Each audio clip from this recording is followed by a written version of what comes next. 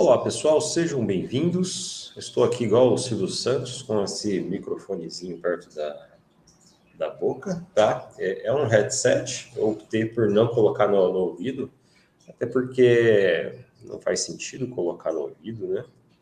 Porque eu não vou ouvir nada. Mas assim, vocês não precisam ficar olhando para a tela, pode clicar em outra aba, fazer outra coisa em paralelo, porque eu não vou apresentar nada, só vou falar, tá? E a aula de hoje é a respeito, né, desse questionamento, aí, desse título tão provocante, tão intrigante, né, tão forte, tá, que quebra paradigmas, que é: Deus é limitado? E é uma pergunta muito ousada para muitas pessoas, porque sempre nós tivemos a ideia de que Deus pode todas as coisas, tá? E de fato pode. No entanto, existem alguns detalhes aqui que a própria Escrituras nos mostra, tá? Que Deus, em determinado momento, ele não pode fazer nada com relação a determinados assuntos. Então, eu vou trazer aqui pelo menos os dois contextos, tá? Para não deixar o vídeo muito longo, mas explicar certinho aí o porquê que Deus é limitado em alguns aspectos, ok?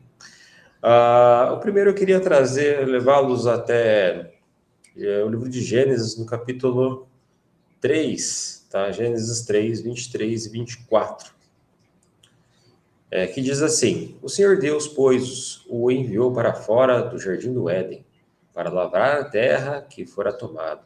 E havendo lançado para fora o homem, pôs querubins a oriente do jardim do Éden, e uma espada flamejante, que se removia para todos os lados, para guardar o caminho da árvore da vida.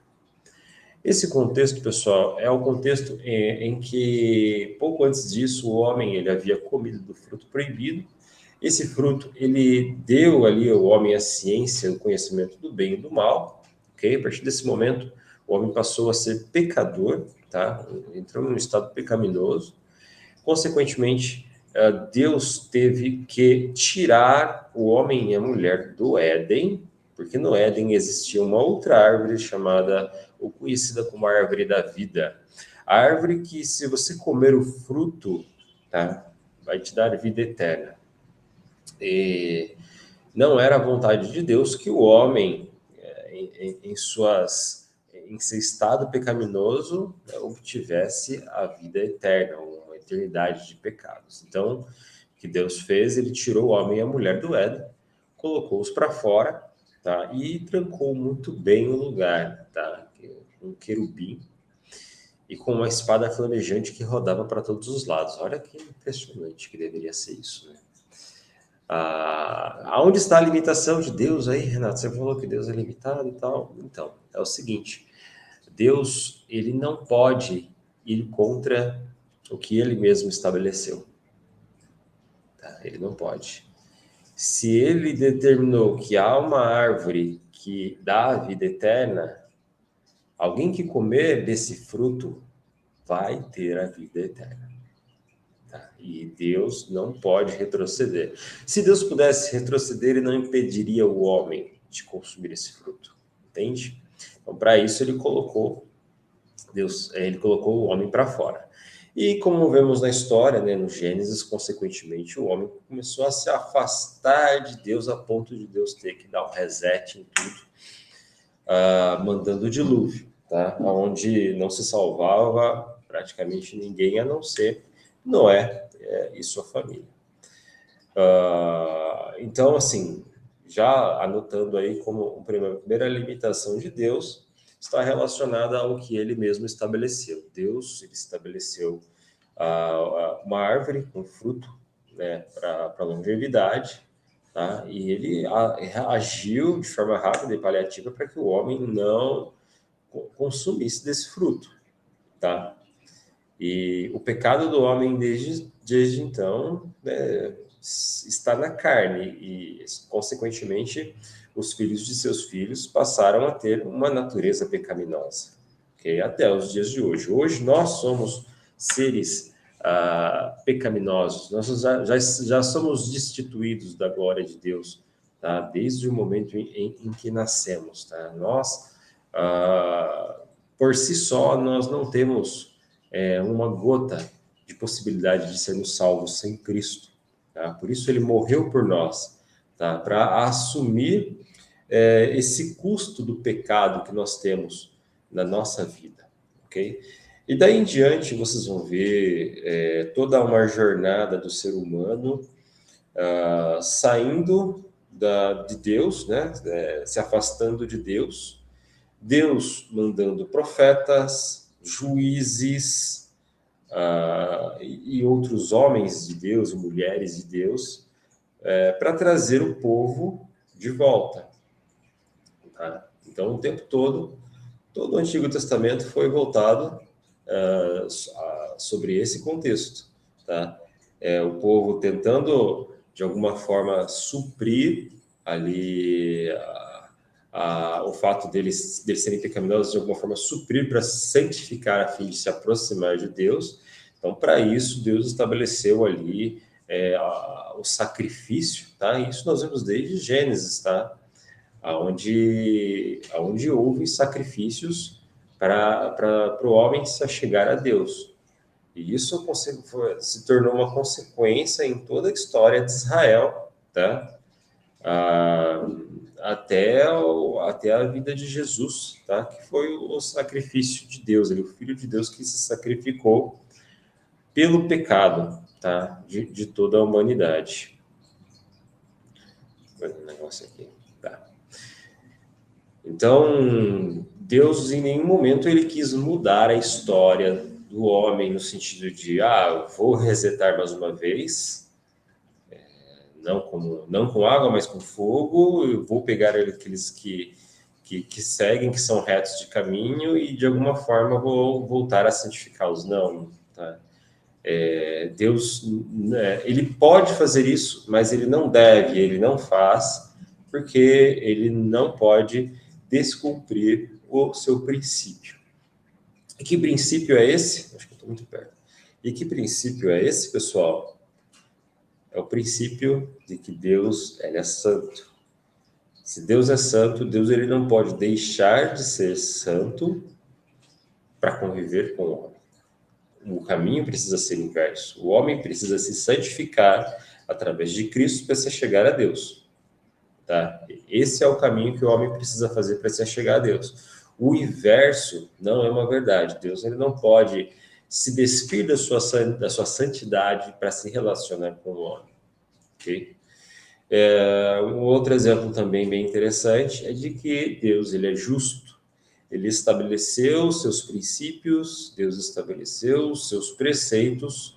Consequentemente, ele não pode abandonar os seus princípios, tá? Para agradar ao homem, ok?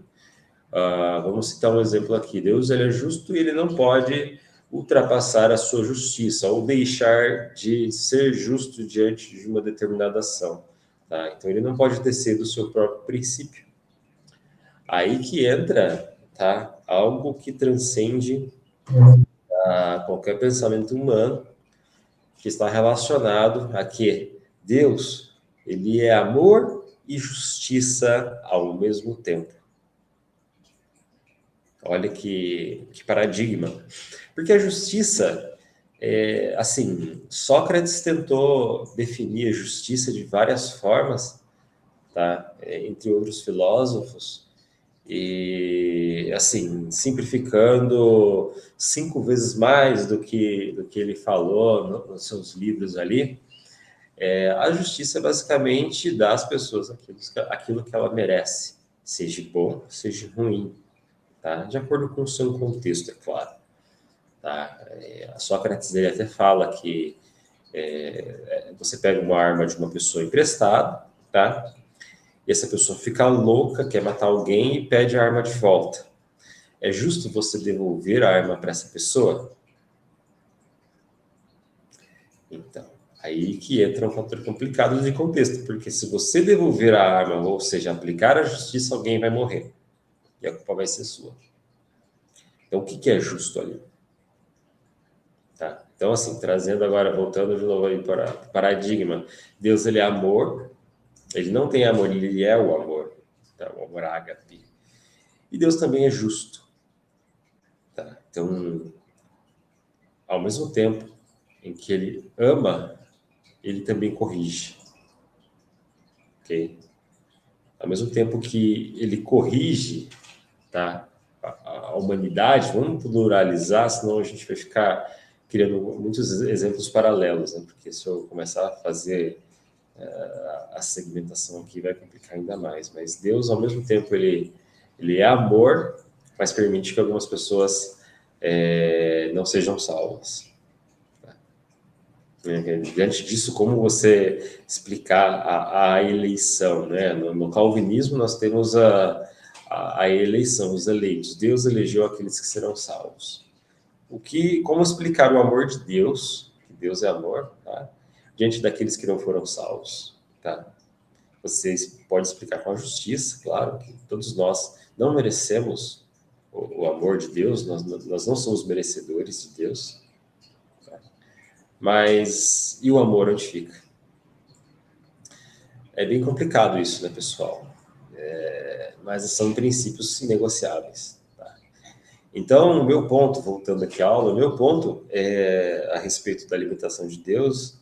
Deus, ele respeita o que ele mesmo estabeleceu. Essa é a limitação de Deus. Ele respeita aquilo que ele mesmo estabeleceu. Ele pode quebrar? Claro que pode, ele é Deus. Ele pode quebrar e fazer tudo de novo, tá? Mas ele não faz, por princípios. Ok? Bom, pessoal, acho que eu dei exemplos o suficiente. Acho que daria para entrar aí em outras searas, né, relacionadas aí à limitação de Deus. Tem muita coisa que daria para falar e principalmente olhando ali o Antigo Testamento, a luta do povo para se santificar, né, para se achegar novamente a Deus, e quanto o povo errou para chegar até lá. Mas essa não é a ideia, tá, pessoal? Eu acho que eu consegui trazer a mensagem aí da forma correta. Espero que vocês tenham gostado. A ideia realmente é fazer vídeos curtos, aulas bem curtas mesmo, ok? E deixar o campo de descrição aqui deste vídeo aberto para que você possa ali fazer o seu comentário. Campo de descrição não, campo de comentários, né? Para que você possa fazer o seu comentário. Ah, Renato, discordo do que você falou. Tudo bem. Eu não tenho problema com pessoas que discordam, desde que me tragam argumentos de que eu estou errado. Tá? O meu objetivo é a busca pela verdade, assim como qualquer outro filósofo, qualquer outro teólogo. Tá? Minha busca é pela verdade. A verdade ao qualquer custo, né? Dentro do âmbito que nós falamos aqui. Então, se você discorda, não dá uma de ignorante, né? Não é querer ser um lacrador. Coloca ali respaldos concretos a respeito desse assunto, ok? Se você concorda também, coloca ali, olha, Renato, eu concordo com o que você falou, muito massa, queria saber sobre mais, sobre isso, sobre aquilo, ok? Estou aberto aqui para novos títulos, ok, pessoal? Abraço, até a próxima. Tchau, tchau.